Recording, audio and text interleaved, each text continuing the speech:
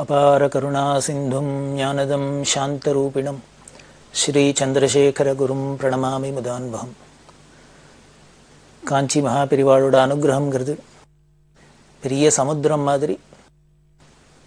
அதுலேருந்து எல்லாருக்குமே மழையாக பொழியிறாப்புல இந்த பெய்கிற மழை ஒரு சமுத்திரத்துலேருந்து பொழியிற மழை யார் வேணால் பிடிச்சிக்கலாம், யார் வேணால் அடையலாம், எந்த பாத்திரத்தில் வேணால் அதை ஏந்திக்கலாம். அதை போல் நம்மள்ட்டையும் யாராருக்கெல்லாம் பக்தி அப்படிங்கிறது இருக்கோ அவளுக்கு அத்தனை பேருக்கும் இந்த அனுகிரக தார பொழிஞ்சுன்னு தான் இருக்கு. அப்படி பெரியவா காஞ்சிபுரம் தேனம்பாக்கத்துலாம் இருக்கா. அப்படி இருக்கிறதே இந்த பெரியவாளோட அனுகிரகத்துக்கு பாத்திரமான பரம பக்தரான ஒரு பக்தரோட அனுபவத்தை நாம் கொஞ்சம் பார்க்கலாம். டிவிஆர் சாரி அப்படின்னு அவரோட பேர். அவரை குரு கைங்கரிய சிரோமணி அப்படின்னு பட்டத்தை அடைஞ்சவர். இந்த பட்டத்துக்கு எவ்வளவு பொருத்தமாக இவரோட பக்தி இருக்குது அப்படிங்கிறத நாம் பார்க்க போகிறோம். இந்த டிவிஆர் சாரி ஆல் இண்டியா ரேடியோவில் உத்தியோகமாக இருந்தார். அப்போ பாண்டிச்சேரி வானொலி நிலையத்தில் உத்தியோகமாக இருந்தார். அப்படி இருக்கிறதே பாண்டிச்சேரியில் கோபாலையர் அப்படின்னு ஒரு பக்தர், காஞ்சி பெரியவா மேலேயும் காமகோடி பீடத்து மேலேயும் அளவில்லாத பக்தி உடையவர், பல கைங்கரியம் பண்ணியிருந்தவர். மாதம் பாண்டிச்சேரியில் பெரியவாளோட அனுஷத்துக்கு திருநக்ஷத்திரத்துக்கு ஆவகந்தி ஹோமெல்லாம் பண்ணி ஆயுஷோமெல்லாம் பண்ணி ஒரு பஸ்ஸில் எல்லாரையும் அழிச்சுன்னு வந்து பெரியவாள்கிட்ட பிரசாதத்தை கொடுத்து தரிசனம் பண்ணுறது இப்படின்லாம் ஒரு பழக்கம் கோபாலையர் வச்சிருந்தார்.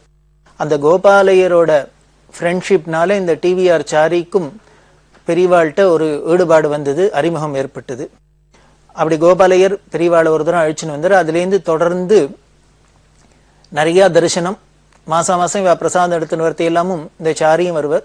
அப்படி வரத்தை என்ன முன்னர் பஸ்ஸில் வரத்துனால, ஒரு பஸ்ஸு தனியாக ஏற்பாடு பண்ணி வரத்துனால ஆல் இண்டியா ரேடியோவில் இருந்ததுனால அங்கே நிலைய வித்வான்கள் பல பேர், சங்கீத வித்வான்கள்லாம் அழிச்சுன்னு வந்து பெரியவாளுக்கு முன்னால் ஒரு இசை நிகழ்ச்சி நடத்தி வைக்கிறது அப்படின்லாம் ஒரு பண்ணிட்டு வந்திருந்தார், கைங்கரியம் பண்ணியிருந்தார். இந்த சாரியோட வீடு காஞ்சிபுரத்தில் இருக்குது. அவரோட குடும்பம் அங்கேயே இருந்தது, காஞ்சிபுரத்தில் இருந்தது. இவர் மட்டும் உத்தியோக நிமித்தமாக பாண்டிச்சேரியில் இருந்தார். அப்படி இருந்ததுனால வாரம் இங்கே வீட்டுக்கும் வராப்பில் இருக்கும். அப்படி வரத்தையெல்லாம் தவறாத பெரியவாளை போய் தேனம்பாக்கத்தில் தரிசனம் பண்ணுறது, பெரியவா எங்கே இருக்காலும் அங்கே போய் தரிசனம் பண்ணுறது அப்படின்னு வச்சிருந்தார். அப்படி வச்சுட்டு இருக்கிறவருக்கு அவள் எப்படி பெரியவாளை உபாசிச்சா அப்படின்னா, ஒவ்வொருத்தரும் பெரியவாளை தட்சிணாமூர்த்தி ஸ்வரூபம், பரமேஸ்வர ஸ்வரூபம் இப்படி எல்லாம் சொல்றா. ஆதிசங்கர என்ன சொல்றது சாஸ்திரம் அப்படின்னா, தட்சிணாமூர்த்தியே சம்போ மூர்த்தி சரதி புவனே அப்படின்னு சொல்றது. சம்புங்கிற அந்த ஆதிகுருவான தட்சிணாமூர்த்தி தான் இப்படி சங்கரரா வந்தார் அப்படின்னு சொல்றோம். அதே சங்கரர் தான் பெரியவாளா வந்தா அப்படின்னு எல்லா பக்தாலும் பல பேர் சொல்றா. ஆனா இந்த சாரியவா குடும்பத்தில் இருக்கிற பெரியவாளை எப்படி கொண்டாடினா அப்படின்னா, பேசுற காமாட்சியா கொண்டாடினா. குருமூர்த்தே துவாம் நமாமி காமாட்சி அப்படின்னு மூகபஞ்சசதியில் மூகாச்சாரியால் சொல்றாப்புல, அந்த காமாட்சி வேற இல்லை, குருநாதன் வேற இல்லை அப்படிங்கிறதுனால பெரியவாளை பிரத்யக்ஷ காமாட்சியாவே அவ கொண்டாடிந்தா. இந்த சாரி அவருக்கு, அந்த குடும்பத்துக்கு காமாட்சிட்டா அப்படி அசாத்தியமான பக்தி. அப்படி இருக்கிறதே 1970ஆம் வருஷ வாக்கில் பெரியவா சிவாஸ்தானத்தில் இருக்கிறதே இந்த சாரிக்கு ஒரு பொன் குழந்தை, இந்த 2வது பொன் குழந்தை, அதுக்கு பேர் சாந்தலட்சுமின்னு பேரு. இந்த குழந்தைக்கு 3 வயசாச்சு. 3 வயசாகியும் பேச்சு வரல. பொதுவாக குழந்தைகளுக்கெல்லாம் 1 வயசு இல்லை 1 வயசு தாண்டினா 3 வயசுக்குள்ள பேச்செல்லாம் வந்துடும். இந்த சாரியோட 2வது பொண்ணு சாந்தலட்சுமிக்கு 3 வயசாகியும் பேச்சு வரல. பேச்சு வரலைன்னா கூட, ஸ்பஷ்டமாக வரலைன்னா கூட ஏதோ அம்மா அப்பா அத்தை தாத்தா மாமா இப்படிலாம் கூட சொல்லும் குழந்தைகள். அதெல்லாம் கூட ஒன்றுமே சொல்லலை. இப்படி இருந்தால் அவளுக்கு கவலையாக இருந்தது. அதனால டாக்டர்ஸ் எல்லாம் போய் காமிச்சா. டாக்டர்ஸ்லாம் செக் பண்ணிட்டு என்ன சொல்லிட்டா, இது பிறவியிலே இதுக்கு இது மாதிரி டிட்டர்மின் ஆயிருக்கு, ஜெனட்டிக்கல் ப்ராப்ளம், அதனால இதுக்கு பேச்சு வரும்னு தோணலை எங்களுக்கு, அதனால எந்த வைத்தியத்துக்கும் இது சரியா வரும்னு தோணலை அப்படின்னு அவ கைவிரிச்சுட்டா. ஒரு பொன் குழந்தைக்கு பேச்சு வரல அப்படின்னா ஒரு பெத்த அப்பா அம்மாக்கு எவ்வளவு மனசு தாபமா இருக்கும், வருத்தமா இருக்கும் அப்படிங்கிறத நாம அனுமானம் பண்ணிக்கலாம். அப்படிதான் இவாளும் கவலைப்படுறா. அப்படி கவலைப்படுறதே இந்த சாரியோட சம்சாரம் சொன்னா, காமாட்சியோட அனுகிரகத்தினால மூகருங்கிறவர் மூகர்னா ஊமை, பேசாத இருந்தவர் பேச்சு வந்ததோட இல்லை ஒரு பெரிய கவிஞரா ஆயிருக்கார் அப்படின்னு நமக்கு புராணம் சொல்றது. அதே போல ஆதிசங்கர பகவத்பாதாள் சரித்திரத்துல பார்த்தேன்னா ஹஸ்தாமலகர் அப்படிங்கிற ஒரு குழந்தை, பேசாத இருந்த குழந்தை ஆச்சாரியாள் சன்னதிக்கு வந்தப்புறம் ஆச்சாரியாள் அனுகிரகத்தினால பேசித்து, பேசுறதோட இல்ல கவியா பொழிஞ்சுது இப்படின்லாம் நாம பாக்குறோம். அதனால அந்த காமாட்சி ஸ்வரூபமா இருக்கிற, பகவத்பாதா ஸ்வரூபமா இருக்கிற பெரியவாளும் நமக்கு இங்க கையெட்டுற தூரத்துல இருக்கா. பெரியவாள்கிட்ட போய் பிரார்த்தனை பண்ணிப்போம். இது நாம மெடிக்கலி பார்த்தாச்சு, அதுல ஒன்றும் டாக்டர்ஸ் எல்லாம் இது ஒன்றும் சரியா வராது, பிறவியிலே இப்படி இருக்கிறதுனால இது சரி பண்ண முடியாது அப்படின்னு சொல்லிட்டா. அதனால நமக்கு வேற வழி கிடையாது, ஒரே புகலிடம் பெரியவா சன்னதி, பெரியவாள்கிட்ட போய் பிரார்த்தனை பண்ணுவோமே அப்படின்னு இந்த அம்மா சொன்னா. பொதுவா சாரிக்கு இப்படி ஒரு பிரார்த்தனை பண்றதுல அவ்வளவா உடன்பாடு இல்லை. காரணம் பெரியவாளுக்கு தெரியாதா, அவ எப்போ அவளை காமாட்சி ஸ்வரூபம்ட்டுமோ ஈஸ்வரன்ட்டுமோ அம்பாள்னுட்டுமோ அவளுக்கே தெரியுமே இந்த சமஸ்த ஜீவராசிகளுக்கும் என்னென்ன பிரச்சனை இருக்கு, என்னென்ன கஷ்டம் இருக்கு, இதை எப்படி தீர்க்கணும், எப்போ அனுகிரகம் பண்ணணும் அப்படின்னு ஈஸ்வரனுக்கு தெரியாதா? அப்படி இருக்கிறதே நாம போயா சொல்லணும், எனக்கு இது மாதிரி குறை இருக்கு உடனே தீரு உடனே தீருன்னு நம்ம சொல்லணுமா? அப்படி இது மாதிரி ஒரு பிரார்த்தனை பண்றதே நமக்கு பக்திக்கு குறவு மாதிரி அவருக்கு ஒரு பாவம். ஆனாலும் பொன் குழந்தை, குழந்தை எப்படி பேசாத இருக்கு, இதுவும் ஒரு பக்கம் பாசம்ங்கிறதும் ஒரு பக்கம் மனசை பாதப்படுத்துறது, உபாதை இருக்கு, இருந்தாலும் கேட்கறதுக்கும் என்னன்னு தெரியல. அப்படி இருக்கிறதே ஒரு நாளைக்கு கேட்டுறது அப்படின்னு நினைச்சுட்டு போறா பெரியவா தரிசனத்துக்கு. காலங்காலத்தால போயிருக்கா. இன்னைக்கு ஒரே கூட்டமா இருந்தது. இந்த கூட்டம்லாம் வந்துட்டு அந்த எல்லாரும் கொஞ்சம் ஃப்ரீ ஆகட்டும் அப்படின்னு காத்துண்டா வந்த தரிசனங்கள்லாம் வந்தவாழ்லாம் தரிசனம் மட்டும் கொஞ்சம் கொஞ்சமா நகர்ந்தா, கூட்டம் குறைஞ்சுது. போனோடனே கூட கைங்கரியம் பண்றவர் சாரி வந்திருக்கார் அப்படின்னு பெரியவாள்கிட்ட சொன்னார். இந்த குழந்தைய அழிச்சுன்னு போயிருக்காளே. உடனே பெரியவா அந்த குழந்தை யாரு அப்படின்னு கேட்டா. சாரி சொன்னார், என்னோட பொன் குழந்தை, 2வது பொண்ணும் எல்லாம் சொல்லிட்டு, இவளுக்கு வாய் பேச வரல, 3 வயசாயிடுத்து, இன்னும் பேச்சு வரல, டாக்டர்ஸ் எல்லாம் காமிச்சாச்சு, ஒன்னும் அவ இது பிறவியிலேயே அப்படிதான் இருக்கு, சரியா வராது, ஒன்னும் சரி பண்ண முடியாதுன்னு சொல்றா, என்ன பண்றதுன்னு தெரியல, அதனால பெரியவா அனுகிரகம் பண்ணணும்னு என் சம்சாரம் பிரார்த்தனை பண்ணிக்க சொன்னா, அந்த குழந்தைக்கு பேச்சு வரணும்னு சம்சாரம் பிரார்த்திக்கிறா அப்படின்னு. இது சொன்னோன்னு பெரியவா, அப்போ உனக்கு இல்லையா அந்த ஆசை, நீ சொல்லலையா அப்படின்னு. அதாவது உன்னோட பிரார்த்தனை இல்லையா அப்படின்னா இதுக்கு என்ன பதில் சொல்றது? சாரி தான் சொல்லுவார், இப்படி பெரியவாள்கிட்ட போய் சொன்னேன், என் சம்சாரம் சொல்ற அப்படின்னா அவதானே போய் சொல்லணும் பெரியவா அனுகிரகம் உண்டோ அனுகிரகம் உண்டான்னு அவ தீர்மானமா சொல்லிட்டு இருக்கா. அதனால சம்சாரம் சொல்றான்னு சொன்னோன்னு பெரியவா அப்போ உனக்கு இல்லையா அப்படின்னு கேட்டா என்ன சொல்றது? பதில் சொல்ல தெரியாத அசடு வழிஞ்சு நிற்கிறது தான் முடிஞ்சது. உடனே பெரியவா சிரிச்சுட்டு, கவலைப்படாத, எல்லாம் நிறைய பேசுவோம், நன்னா பேசுவோம், போயிட்டு வா அப்படின்னு. நிறைய பேசுவோம், நன்னா பேசுவோம், போயிட்டு வா அப்படின்னு சொன்னா அனுகிரகம்னா பிரசாதத்தை கொடுத்தா வந்தாச்சு வீட்டுக்கு. இது காலங்கார்த்தாலேயே போனது. இது மாதிரி ஒரே கூட்டமா இருந்ததுனால தரிசனம் எல்லாம் பண்ணிவிட்டு இந்த பிரார்த்தனை எல்லாம் பண்ணி வரத்துக்கு ரொம்ப நேரம் ஆயிடுத்து, 3-4 மணி நேரம் ஆயிடுத்து. இவ வீட்டுக்கு வரத்தையே குழந்தைக்கு ரொம்ப பசிக்குமே, என்ன காலங்கார்த்தால ஏதோ பால்கள் சாப்பிட்டு போனது, ரொம்ப நேரம் ஆயிடுத்து அப்படின்ட்டு வரத்தையே சொல்லிட்டு வரா. குழந்தைக்கு தான் ரொம்ப லேட் ஆயிடுத்து, பசிக்க போறது, உடனே போகணும்னு, வீட்டுக்கு போகணும்னு, சாதம் போடணும் அப்படின்னு இவ சொல்லிட்டு வந்தா. வீட்டுக்கு வந்தாச்சு. வீட்டுக்கு வந்தா இந்த அம்மா குழந்தைக்கு சாதம் எதுவும் பேசி ஊட்டலாம் அப்படிங்கிறதுக்காக சமையல் கட்டில போய் நிற்கிறா, ஏதோ காரியம் செய்யறா. இவர் கை கால் அலமிண்டு வரலான்னு பின்னால புழக்கடைக்கு போயிருக்கார்.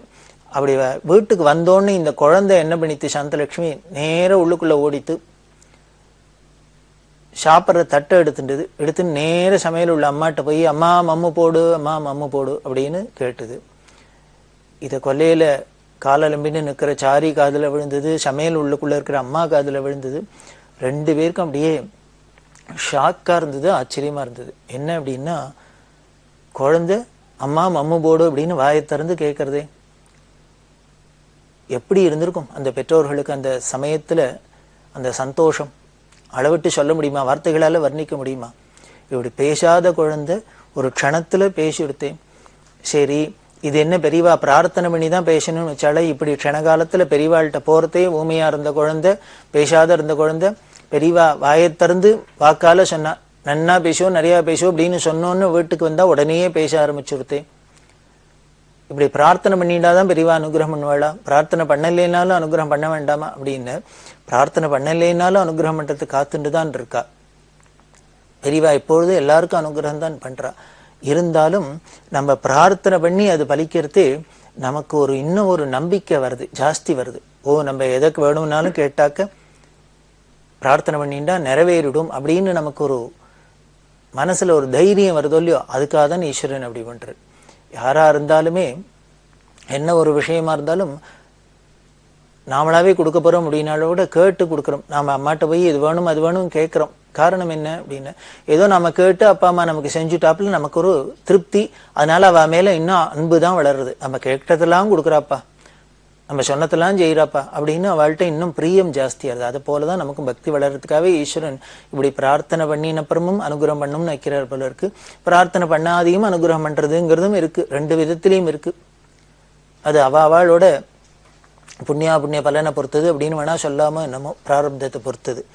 அதே போலதான் இங்க சாரியாருக்கும் என்ன பண்ணினா அந்த பொண்ணோட வாயை திறந்து பேசும்படியுமா அனுகிரகம் பண்ணிட்டா பெரியவா. ரொம்ப சந்தோஷம். இதுக்கப்புறம் இவாளுக்கு இன்னும் பெரியவாள்கிட்ட பக்தி வளர்றதுக்கு வேற ஏதாவது பண்ணணுமா என்ன? ஒண்ணும் பண்ண வேண்டாம். அதுக்கு முன்னாலேயே பிரம்ம பக்தியோட தான் இருக்கா. அந்த பக்திக்காக தான் இப்படி ஒரு அனுகிரகம் பண்ணியிருக்கா. இருந்தாலும் பெரியவாள்கிட்ட பிரார்த்தனை பண்ணோன்னு குழந்தை பேச ஆரம்பிச்சாச்சுன்னு ரொம்ப சந்தோஷம். இன்னைக்கு அந்த பொண்ணு பிரமாதமா படிச்சு எல்லாம் முன்னுக்கு சௌக்கியமா குடும்பத்தோட இருந்துட்டு இருக்கா அப்படின்னா இது பெரியவாளோட அனுகிரகம். எங்கேயோ பார்க்கணும் கதையில, ஒரு மூகருங்கிற ஊமைக்கு அம்பாளோட தாம்பூல விசேஷத்தினால ஒரு கவிஞராகி மோக பஞ்சசதின்னு 500 ஸ்லோகம் பண்ணினார். ஒரு ஹஸ்தாமலகர் பகவத் பாதாள் நீ யாருப்பான்னு கேட்டோன்னு பேச ஆரம்பிச்சார். இன்னும் இது மாதிரி பல ஊமைகளா இருந்தவாள்லாம் பகவானோட அனுகிரகத்தினால அம்பாளோட கடாட்சத்தினாலாம் பேசியிருக்கா அப்படின்லாம் நாம சொல்றோம். இது புராண இதிகாசங்கள்லாம் படிக்கிறோம். ஆனால் இது நாம நேர பார்த்த ஒரு நிகழ்ச்சி. இந்த நிகழ்ச்சியில சம்பந்தப்பட்டவா எல்லாரும் இன்னைக்கும் சௌக்கியமா இருந்துட்டு இருக்கா. அப்படி அனுகிரகம் பண்ணின அந்த பரமாத்மாவான பெரியவாளும் இன்னமும் பிரத்யட்சமா நமக்கு அனுகிரகம் பண்ணிட்டு தான் இருக்கா அப்படின்லாம் தெரியறது. இப்படி இவாளோட இந்த பக்தி வளர்றது. அப்படி வளர்ந்துன்னு வரத்தே அதுக்கப்புறம் அடிக்கடி பெரியவாள்கிட்ட தரிசனம்லாம் பண்ணிட்டு இருக்கிறதே என்ன பண்ணார், இப்படி சாயந்திரமா வந்திருக்கா, பேச ஆரம்பிச்சுடுத்து. அன்னைக்கு ராத்திரி நேரம் ஆயிட்டதுனால உடனே பெரியவாள்கிட்ட போய் சொல்ல முடியல, இப்படி ஒரு அதிசயம் நடந்திருக்கு, அதை போய் பெரியவாள்கிட்ட சொல்லி நன்றி தெரிவிக்கணுமே. உடனே மறுநாளைக்கு கார்த்தால போனா. போய் நேற்றுக்கு தான் பெரியவாள்கிட்ட பிரார்த்தனை பண்ணோம். வீட்டுக்கு போனோடனே குழந்தை பேச ஆரம்பிச்சு கொடுத்து அப்படின்னு சொன்னா பெரியவா, நன்னா பேசிட்டு போ, நன்னா இருப்போம், அதான் க்ஷேமமா இருப்போ அப்படின்னு திருப்பி ஆசீர்வாதம் பண்ணி அனுகிரகம் பண்ணிட்டு இவர் உருகி நிக்கிறதே, பெரியவா எனக்கு நீ ஒண்ணு பண்ணுவியா அப்படின்னு கேட்டா. எனக்கு ஒரு ஒத்தாசை பண்ணுவியா அப்படின்னா. சாரியார் ரொம்ப உருகினர். என்ன பெரியவா நம்மள்ட்ட உதவி கேட்கிறா, என்ன பண்ணணும், பெரியவா உத்தரவு பண்ணணும், என்ன பண்ணணும்னாலும் சொன்னாலும் காத்துன்னு இருக்கேன் அப்படின்னா. காமாட்சி கோவில நவராத்திரி சமயத்துல பிரபலமா உற்சவம் நடக்கிறது. அதுல வித்வான்கள்லாம் கச்சேரி எல்லாம் பண்றா. ஏன்னா அம்பாளுக்கு ரொம்ப இந்த நாதோபாசனைங்கிறது ரொம்ப முக்கியமானது. அதுல பல வித்வான்கள்லாம் எல்லாரும் கச்சேரி எல்லாம் பண்ணிட்டு இருக்கா. அதுக்கு ஜானகிராமையான்னு இருக்க, ராஜப்பான்னு அவ 2 பேர் இருக்கா. ஜானகிராமையா செல்லப்பா இவாள்லாம் இருந்து எல்லாம் பண்ணிட்டு இருக்கா. இருந்தாலும் நீ அவளுக்கு ஒத்தாசை பண்ணினீன்னா பரவாயில்ல, ஒண்ணு வச்சுக்கோ, இனிமே வருஷா வருஷம் காமாட்சி கோவில் இந்த 10 நாள் உற்சவத்திலையும் இந்த கச்சேரியெல்லாம் நன்னா நடக்கிறதுக்கு நீ ஒன்னால ஆன கைங்கரியத்தை பண்ணணும். இதை சாஸ்வதமா அம்பாளுக்கு பண்ணு. இதைத்தான் ஒரு பிரதி உபகாரமா பெரியவா எதிர்பார்த்து அவர்கிட்ட கேட்டது. அதுக்கப்புறம் அவர் பரம சந்தோஷத்துல பெரியவா ஆக்ஞை அப்படி இருக்குன்னா நிச்சயம் அவசியம் பண்றேன் அப்படின்னு சொல்லி பெரியவா அனுகிரகத்தின அதுக்கப்புறம் நவராத்திரி உற்சவத்துல காமாட்சி கோவில்ல ரொம்ப விமரிசையா கச்சேரி உற்சவம்லாம் நடத்தின்னு இருக்க, சங்கீத உற்சவம்லாம் நடக்கிறது. அது மட்டும் இல்ல, இந்த காமாட்சி கோவில்ல கச்சேரிக்கிறவாள்லாம் என்ன பண்ணுவார் அப்படின்னா, சரி நேர மடத்துக்கு முதல்ல அழிச்சுன்னு பெரியவா என்ன சொன்னா அப்படின்னா, இந்த சங்கீத வித்வானுங்களுக்கெல்லாம் சம்பாவனையை விட அந்த உபச்சாரம் தான் முக்கியம். அவளை அழிச்சுன்னு கொண்டு விட்டு அவளுக்கு ஆகார வசதிகள்லாம் பண்ணி கொடுத்து சௌக்கியமா தங்கறதுக்கு இடம் கொடுத்து இந்த சிசுருஷையெல்லாம் பண்ணாலே, இந்த ஒத்தாசையெல்லாம் பண்ணினாலே, இந்த சௌரியம் பண்ணி கொடுத்தாலே அவ இன்னும் சந்தோஷமா பாடுவா, இன்னும் சந்தோஷமா கச்சேரியெல்லாம் பண்ணுவா. அதனால அதை பண்ணு அப்படின்னு சொல்ல அப்படிதான் பண்ணின்னு இருக்கார். இவர் சாரி என்ன பண்ணுவார்னா, காமாட்சி கோவில்ல மட்டும் இல்ல, இவர் தான் பிரத்யக்ஷ காமாட்சி பெரியவாளாச்சு. அதனால எந்த வித்வான்களை தினம் அழிச்சுன்னு வந்தாலும் நேர மடத்துக்கு பெரியவா இருக்கிற இடத்துல பெரியவாளுக்கு ஒரு கச்சேரியை பண்ணி அர்ப்பணம் பண்ணிவிட்டு அதுக்கப்புறம் போய் காமாட்சி கோவில்ல கச்சேரி பண்றது அப்படின்னு ஒரு சம்பிரதாயத்தை வச்சிருக்கார். அதை போலதான் பெரியவா ஸ்தூலமா இருக்கிறதையும் பண்ணிட்டு இருக்கார், இன்னைக்கும் பண்ணிட்டு இருக்கார், என்னைக்கும் பண்ணுவார்.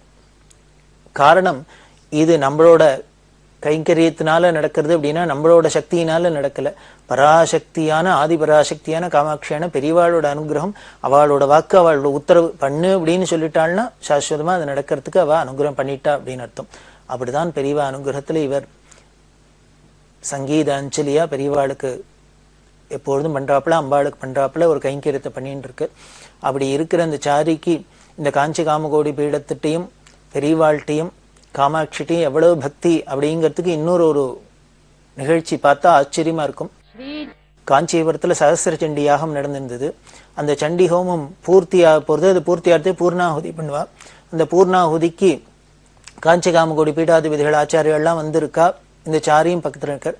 அப்படி இருக்கிறதே பூர்ணாகுதி சமயத்துல பாலபெரிவா பக்கத்துல இந்த சாரி நின்றுட்டு இருக்கார். இப்போ பாலபெரிவா என்ன பண்ணா சாரிட்ட சொன்னா, சாரி சண்டி ஹோமம் பூர்த்தியாக போறது, பூர்ணாகுதியாக போறது.